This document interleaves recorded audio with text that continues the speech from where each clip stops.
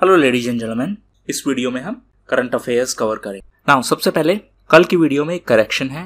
By mistake मैंने Indira Gandhi peace prize बोल दिया, एक्चुअल में वो होगा गांधी पीस प्राइज।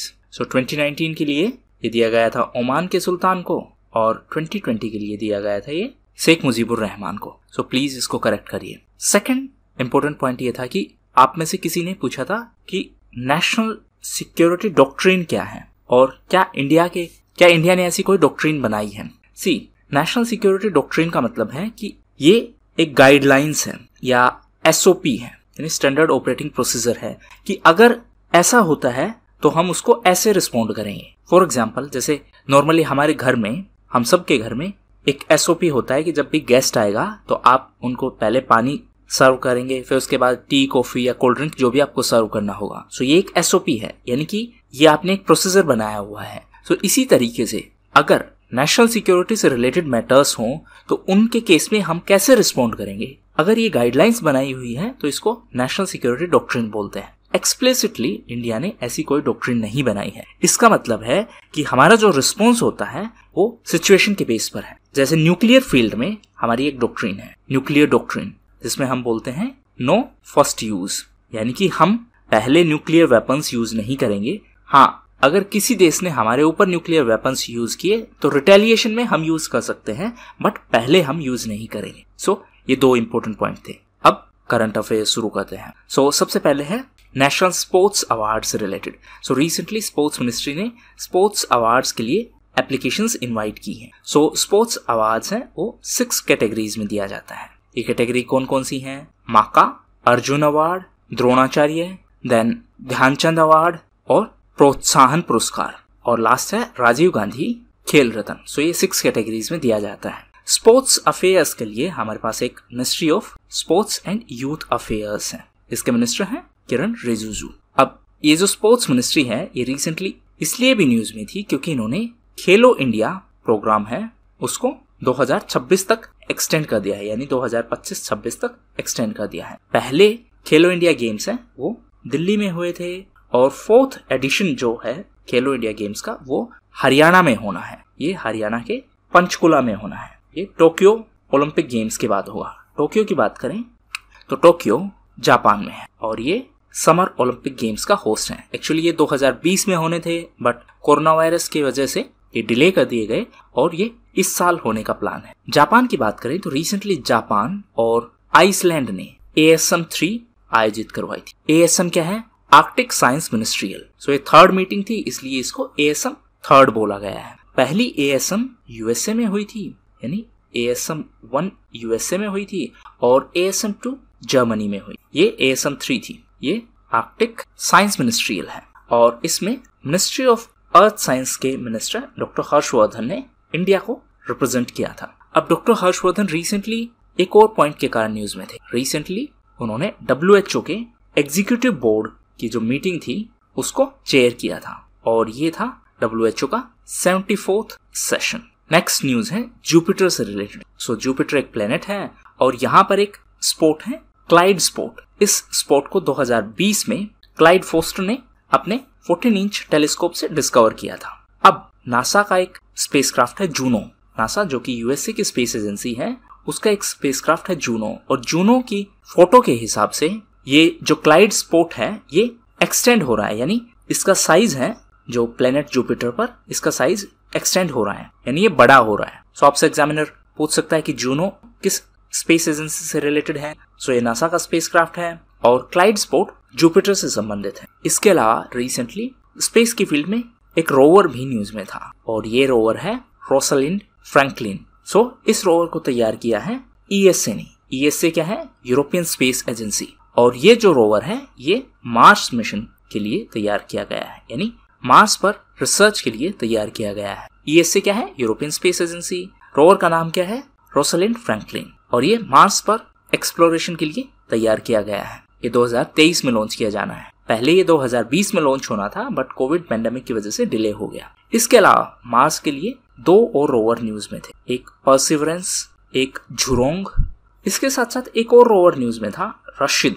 ये रोवर है, ये UAE का रोवर होने वाला है और यूएई इसको मून के लिए लॉन्च करने वाला है। यूएई है यूनाइटेड अरब एमिरेट्स। परसिवरेंस है वो यूएसए का है यानी नासा का, और झुरोंग है वो तियानवन-1 का पार्ट है और ये चाइना का मिशन है। नेक्स्ट है चीता को मध्य प्रदेश के कुन्हो पलपुर नेशनल पार्क में रीइंट्रोड्यूस किया जाएगा और ये प्रोजेक्ट है wild life institute of India का। इंडिया में लास्ट चीता 1947 में पाया गया था और उसके बाद 1952 में इसको इंडिया में एक्सटिंक्ट डिक्लेयर कर दिया गया था। अब wild life institute of India एक प्रोजेक्ट के तहत साउथ अफ्रीका से चीते लाकर मध्य प्रदेश के कुन्हो पलपुर नेशनल पार्क में इंट्रोड्यूस करने वाला है। तो टोटल 10 चीता लाए जाएंगे जिसमें से 5 मेल होंगे और 5 फीमेल होंगे और इनको इस कुन्हो पलपुर नेशनल पार्क में रखा जाएगा। ये चंबल एरिया में स्थित है। ये नेशनल पार्क मध्य प्रदेश का है यानी मध्य प्रदेश में है। Wild life institute of India की बात करें तो इसका मुख्यालय है देहरादून में और ये उत्तराखंड में है। ये जो wild life institute of India है इसका हेडक्वार्टर राजाजी नेशनल पार्क के पास है और wild life institute of India MOEFCC के अंडर में यानी ministry of environment, forest and climate change. ये जो नए चीता इंट्रोड्यूस किए जाने वाले हैं ये साउथ अफ्रीका से लाए जाएंगे और इस प्रोजेक्ट के लिए जो फाइनेंशियल सपोर्ट है वो NTCA के द्वारा मैनेज की जाएगी। NTCA क्या है? National tiger conservation authority. So ये प्रोजेक्ट टाइगर को इम्प्लीमेंट करने वाली अथॉरिटी है और ये भी ministry of environment, forest and climate change के अंडर में। एक और इम्पोर्टेंट बात, इसको wild life protection act of 1972 के तहत बनाया गया है। कमेंट बॉक्स में बताइए NTCA के चेयरपर्सन कौन होते हैं। नेक्स्ट है इंडिया बायोडाइवर्सिटी अवार्ड 2021। केरला के फार्मर साजी NM को इंडिया बायोडाइवर्सिटी अवार्ड 2021 के लिए सेलेक्ट किया गया है और उनको इंडिविजुअल कैटेगरी में यह अवार्ड दिया गया है। उनको केरला के ट्यूबर मैन के नाम से भी जाना जाता है। केरला की बात करें तो रिसेंटली केरला पॉलिटिक्स में आयरन लेडी के नाम से जाने जाने वाली महिला भी न्यूज में थी। कमेंट बॉक्स में बताइए किन्हें केरला की पॉलिटिक्स में आयरन लेडी के नाम से जाना जाता है। हाल ही में उनका निधन हुआ है। इसके अलावा बायोडाइवर्सिटी की बात करें तो 22 मई को international day for biological diversity के तौर पर मनाया गया।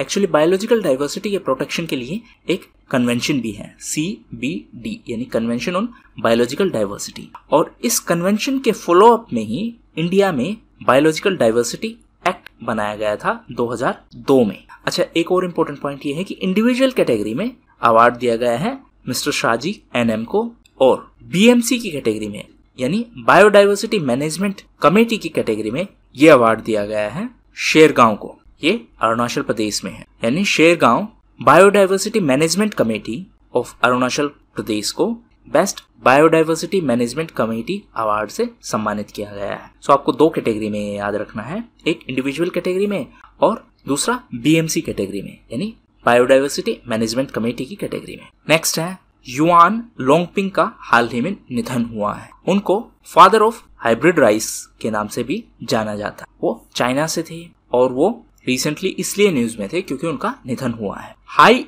यील्ड हाइब्रिड वैरायटी के कल्टीवेशन के कारण यानी हाई यील्ड हाइब्रिड वैरायटी में उन्होंने अहम भूमिका निभाई थी। हाई यील्ड का मतलब क्या है? ज्यादा पैदावार, और इसी फील्ड में उनके रोल के कारण उनको 2004 में वर्ल्ड फूड प्राइज से भी सम्मानित किया गया था। इस साल के लिए वर्ल्ड फूड प्राइज के लिए सिलेक्ट किया गया है डॉक्टर शकुंतला हराक्शिंग को, और वर्ल्ड फूड प्राइज के लिए सेलेक्ट होने वाली वो एशियन हेरिटेज की पहली महिला है। एशियन हेरिटेज का मतलब है एशिया से संबंधित। सो एक्चुअली वो इंडियन डिसेंट की हैं और वो सिटीजन ऑफ डेनमार्क। इसके अलावा राइस की कुछ और वैरायटीज न्यूज में थी। एक तो फादर ऑफ हाइब्रिड राइस के नाम से जाने जाने वाले युआन लोंगपिंग का रिसेंटली निधन हुआ। सो ये हाइब्रिड राइस से संबंधित थे। दूसरा था काला नमक राइस, ये बुद्धा राइस के नाम से भी जाना जाता। रिसेंटली उत्तर प्रदेश ने काला नमक राइस का एक शिपमेंट सिंगापुर भेजा था, इसीलिए ये न्यूज में है। इसके अलावा आसाम का रेड राइस भी न्यूज में था। इसका एक कंसाइनमेंट रिसेंटली USA में भेजा गया था। वैरायटी का नाम है रेड राइस। ये आयरन में रिच यानी कि इसमें आयरन ज्यादा है और इसको आसाम की ब्रह्मपुत्रा वैली में उगाया जाता है। इसको यानी इस रेड राइस को बाओ धान के नाम से भी जानते हैं। इसके अलावा बासमती राइस भी न्यूज में था। रिसेंटली पाकिस्तान ने अपने देश में इसको जीआई टैग का स्टेटस दिया है। जीआई है ज्योग्राफिकल इंडिकेशन। इंडिया में पहला जीआई टैग स्टेटस दार्जिलिंग चाय को दिया गया था। नेक्स्ट न्यूज है यूके से रिलेटेड। सो रिसेंटली यूके ने ग्लोबल पेंडेमिक राडार लॉन्च करने का निर्णय लिया है। इसको इंटरनेशनल पैथोजन सर्वेलेंस नेटवर्क के नाम से भी जानते हैं। सो ये कोविड-19 के डिफरेंट वेरिएंट्स हैं, उनको डिटेक्ट करके उनका एक डेटाबेस तैयार करेगा ताकि ट्रेसिंग अच्छे से की जा सके। यूके की बात करें तो यूके इस साल G7 समिट का होस्ट है। इसके अलावा यूके COP26 का भी होस्ट है। ये UNFCCC के तहत आयोजित करवाई जाएगी। इसके अलावा रिसेंटली यूके इसलिए भी न्यूज में था क्योंकि बिहार ने शाही लीची, जो कि बिहार का एक जीआई प्रोडक्ट है, उसका एक शिपमेंट यूके को भेजने का निर्णय लिया है। सो शाही लीची बिहार का एक जीआई प्रोडक्ट है। जीआई यानी ज्योग्राफिकल इंडिकेशन। सो ये बिहार का एक जीआई सर्टिफाइड प्रोडक्ट है जो अब यूके भेजा जाएगा। सो इससे हमारे एक्सपोर्ट अपॉर्चुनिटीज हैं वो इंक्रीज होंगे। दूसरी बात, रिसेंटली महाराष्ट्र का धनाऊ घोलवाड़ सपोता का एक शिपमेंट यूके भेजा गया। ये चीकू की एक वैरायटी है और ये भी महाराष्ट्र का जीआई प्रोडक्ट है। इसके अलावा कोविड-19 की बात करें तो रिसेंटली DST यानी department of science and technology ने एक नई पहल शुरू की है, निधि फॉर कोविड। निधि यानी फंड। सो ये एक फंड अनाउंस किया गया है उन स्टार्टअप कंपनीज के लिए जो कोविड-19 से संबंधित सॉल्यूशंस प्रोवाइड करने में काम करेंगी। यानी कि या तो ऑक्सीजन के फील्ड में या मेडिकल एसेसरीज के फील्ड में जो स्टार्टअप्स काम करेंगी, ये फंड उनको दिया जाएगा उनकी सपोर्ट के लिए। और ये DST ने शुरू किया है। DST यानी department of science and technology. So ये ministry of science and technology के अंडर में है। इसके अलावा रिसेंटली हरियाणा सरकार ने भी कोविड के कंटेक्स्ट में एक स्कीम लॉन्च की है। स्कीम का नाम है संजीवनी परियोजना और इस स्कीम के तहत जो कोविड पेशेंट्स हैं उनको उनके घर पर ही ट्रीटमेंट दिया जाएगा। नेक्स्ट सेबी से रिलेटेड। तो सेबी है securities and exchange board of India. So ये मार्केट रेगुलेटर है यानी share and stock market regulator है और इन्होंने 2 फील्ड के लिए यानी अल्टरनेटिव इन्वेस्टमेंट फंड और वेंचर कैपिटल फंड के लिए लिमिट है वो एक्सटेंड कर दी है। पहले ये ओवरऑल लिमिट थी $750 मिलियन।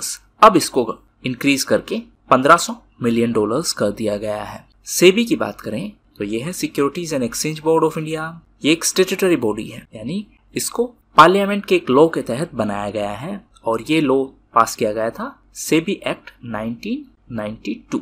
इनिशियली सेबी का गठन 1988 में किया गया था, लेकिन इसको स्टैट्यूटरी स्टेटस 92 के एक्ट के तहत दिया गया। इसका मुख्यालय मुंबई में है। मुंबई भारत की फाइनेंशियल कैपिटल है और इसके प्रेजेंट में चेयरपर्सन है वो है mister Ajay Tyagi. Next news है CSR प्रोजेक्ट से रिलेटेड। CSR है कॉर्पोरेट सोशल रिस्पॉन्सिबिलिटी। इसका मतलब है कि जो कॉर्पोरेट कंपनीज हैं उनकी भी कुछ सोशल रिस्पॉन्सिबिलिटीज होती हैं, तो उनको यानी कॉर्पोरेट कंपनीज को अपने मुनाफे में से कुछ पैसा सोशल एक्टिविटीज में खर्च करना होता है और ये मैंडेटरी है कंपनीज एक्ट के तहत। जो companies act latest companies act है वो 2013 में पास किया गया था। कंपनीज एक्ट MCA के अंडर में है यानी मिनिस्ट्री ऑफ कॉर्पोरेट अफेयर्स। सो इसी प्रोजेक्ट के तहत टाटा कम्युनिकेशंस ने अपनी एक पहल शुरू की है, school of hope and empowerment यानी C, और इसे टाटा कम्युनिकेशंस ने 2021 की यूनेस्को वर्ल्ड कॉन्फ्रेंस के दौरान अनाउंस किया।